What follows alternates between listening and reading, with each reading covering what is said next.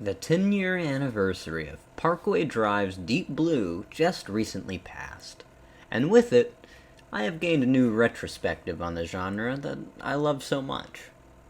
Metalcore, back in 2010, was pretty big.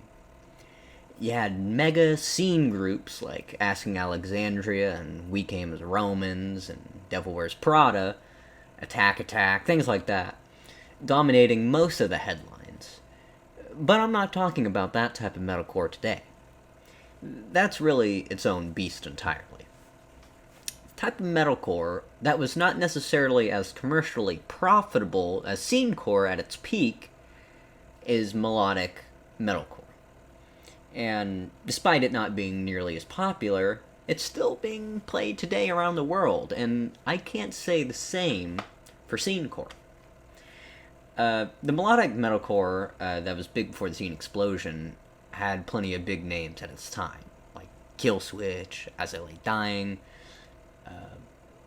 bands like that.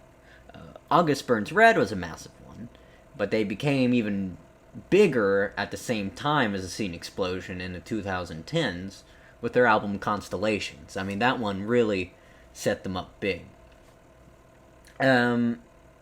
That album, like I said, came out during the scene explosion. Stand Up and Scream was huge, but Constellations showed that it had more staying power with its heartfelt riffs and blistering breakdowns. I mean, that really made you feel, as opposed to the sort of robotic choruses from Asking Alexandria or their robotic breakdowns.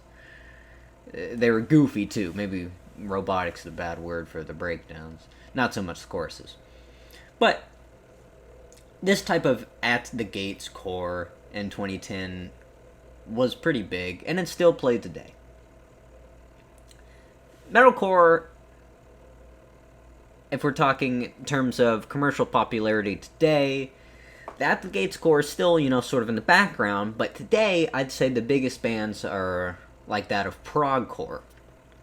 Acts like Era, Architects, Veil of Maya, with a more gent-dominant sound, they'd come to hold the current metalcore plane.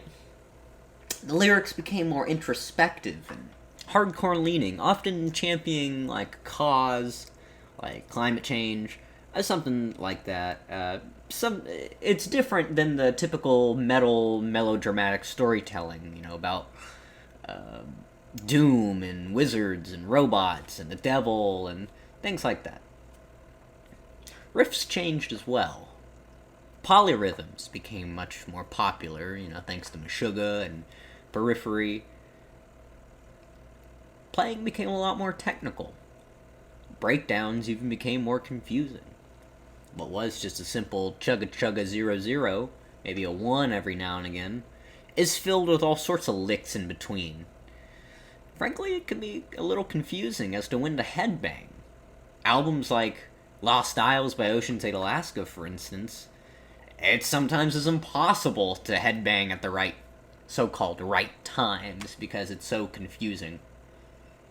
Still, I'd say all of this is pretty healthy. This is a pretty healthy sign that the genre isn't stagnant, because if the music stays the same and stagnant, that is often